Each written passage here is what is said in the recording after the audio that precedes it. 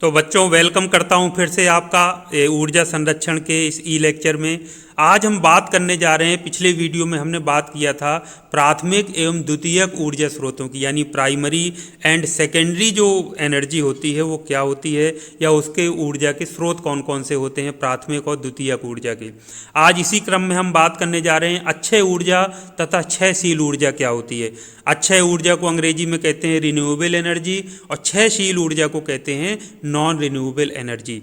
तो इनके कुछ और नाम भी हैं, वो हम देख लेते हैं। जो अक्षय ऊर्जा है, अक्षय ऊर्जा को नवीनीकरण या नवीकरणीय या फिर पुनर्नव्य ऊर्जा भी कहते हैं, जैसा कि आप देख पा रहे हैं। तो अक्षय ऊर्जा यानी कि रिन्यूएबल एनर्जी को क्या कहते हैं, नवीकरण या नवीकरणीय या फिर पुनर्नव्य ऊर्जा भी कहते हैं। तो ये बच्चों जरूर याद रखना है।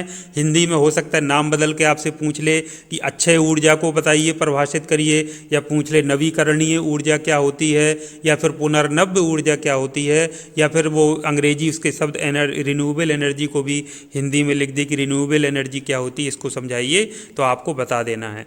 तो हम इसको देख लेते हैं। आपको पता है कि ऐसे प्राकृतिक संसाधन जिनका मानव द्वारा उपयोग होने के बावजूद प्रकृति द्वारा उन्हें समयानुसार पुनः पुनः उपलब्ध कराया जाता है, वो कहलाते हैं जो आपके अक्षय ऊर्जा के स्रोत।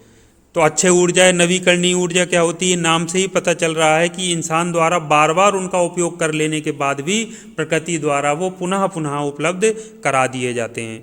तो जैसा कि आप अभी देख पा रहे हैं, इसके उदाहरण हम देख लेते हैं। सूर्य हो गया, पवन हो गया, जल हो गया, ज्वार भाटा हो गया, जल तरंगे हो गई, भूमिगत ऊष्मा आदि, ये सभी क्या हैं, प्रकृति द्वारा हमको प्रदान किए जाते हैं। हम इनको खर्च करते हैं, लेकिन प्रकृति हमको फिर से इनको उपलब्ध करा देती है। जैसे सूर्य के प्रकाश की बात करें, हम चाहे जितना सूर्य के प्रकाश का उपयोग कर लें, प्रकृति या सूर्य हमको फिर से वही रोशनी उपलब्ध करा देगा, वही ऊर्जा फिर से उपलब्ध करा देगा। पवन का, जल का आप देख लीजिए, ज्वार भाटा, जल तरंगे, भूमिगत ऊष्मा, ये सभी जो उदाहरण हैं वो किसके हैं, अक्षय ऊर्जा के, या फिर नवीकरणीय ऊर्जा के, या पुनर्नव्य ऊर्जा के, या रिन्यूएबल एनर्जी के आपके उदाहरण हैं। तो फिर से आपको बता देता हूँ, ऐसे प्राकृतिक संसाधन जिनका मानव द्वारा उपयोग होने के बावजूद प्रकृति द्वारा उन्हें समयानुसार पुनः पुनः उपलब्ध कराया जाता है, ऐसे स्रोतों से प्राप्त ऊर्जा को अक्षय ऊर्जा कहते हैं। जैसे कि सूर्य का प्रकाश, पवन, जल, ज्वार भाटा, जल तरंगे और भूमिगत ऊष्मा इत्यादि।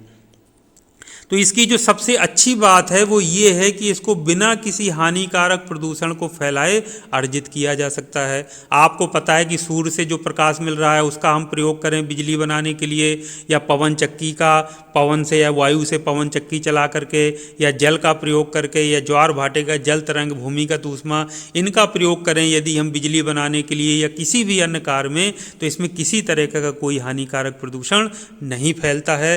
तो ये बिल्कुल स्वच्छ ऊर्जा के स्रोत हैं जो हम प्रयोग कर सकते हैं और हमको करने ही चाहिए। अब हम बात कर लेते हैं कि क्षयशील ऊर्जा। तो नाम से ही पता चल रहा है क्षयशील ऊर्जा। क्षयशील ऊर्जा को अंग्रेजी में कहते हैं नॉन रिन्यूएबल एनर्जी। तो क्षयशील ऊर्जा मतलब जो घटती जाती है, यदि हम इस ऊर्जा का प्रयोग करते जाएं तो ये कम होती जाएगी या घटती जाएगी। तो एक हमेशा याद रखिए, जो क्षयशील ऊर्जा है उसको गैर नवीकरणीय या गैर नवीनीकरण ऊर्जा या फिर गैर पुनर्नव्य ऊर्जा भी कहते हैं, और अंग्रेजी में कहते हैं नॉन रिन्यूएबल एनर्जी।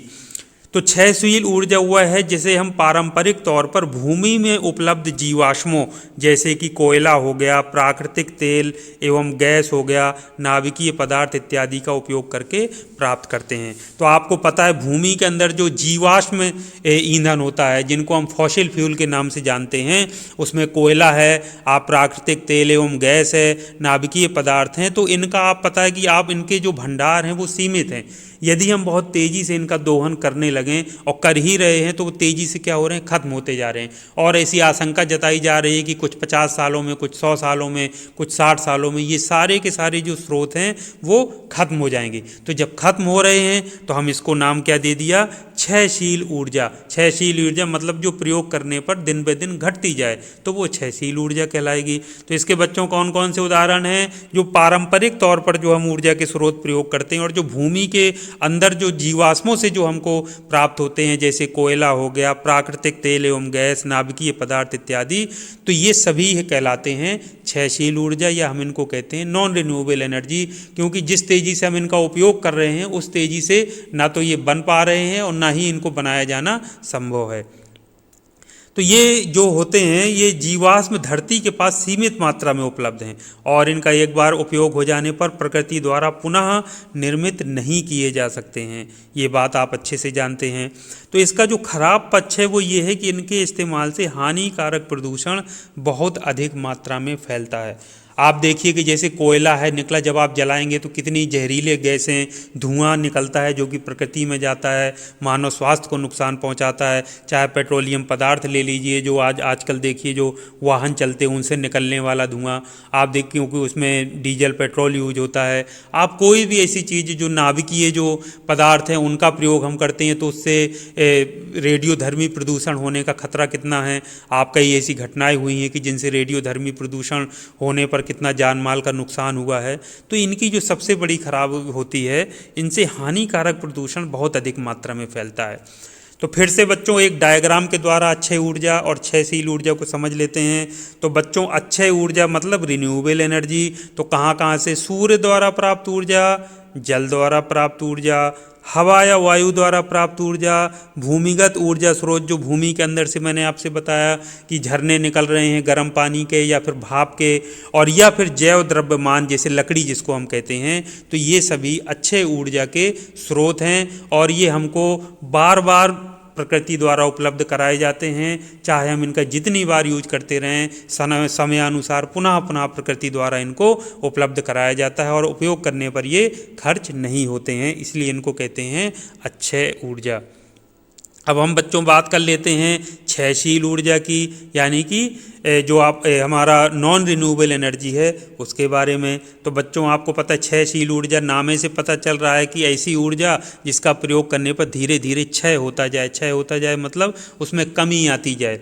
तो इसमें तेल आप देख लीजिए, जो आपके तेल के भंडार हैं, कोयला है, कोयले के भंडार हैं, आप उसको देख लीजिए, जो प्राकृतिक गैस है आप उसको देख लीजिए, जो नाभिकीय ऊर्जा है आप उसको देख लीजिए। तो ये सभी भंडार हैं, ये सीमित मात्रा में है, प्रकृति ने हमको जो उपलब्ध करा दिए, लाखों साल इनको लगते हैं बनने में, तो उनका हम तेज़ी से दोहन करते जा रहे हैं। ये क्या हो रहे हैं, इनका क्षय होता जा रहा है या ये खर्च होते जा रहे हैं, और खर्च होते होते एक दिन 40-50 साल बाद, 60 साल बाद ये अपने ऊर्जा के जो स्रोत हैं ये पूरे के पूरे तेल खत्म हो जाएगा, कोयला खत्म हो जाएगा, प्राकृतिक गैस खत्म हो जाएगी, नाभिकीय ऊर्जा जो नाभिकीय पदार्थ है वो खत्म हो जाएंगे।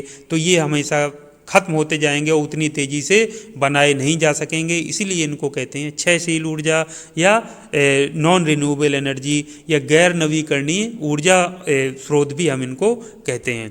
तो इस तरह से बच्चों आपने पूरा कॉन्सेप्ट समझा, जो आप अक्षय ऊर्जा है और जो क्षयशील ऊर्जा है जिसको हम renewable and non renewable energy के नाम से जानते हैं, या इन्हीं को हम नवीकरणीय या फिर गैर नवीकरणीय ऊर्जा के नाम से भी जानते हैं।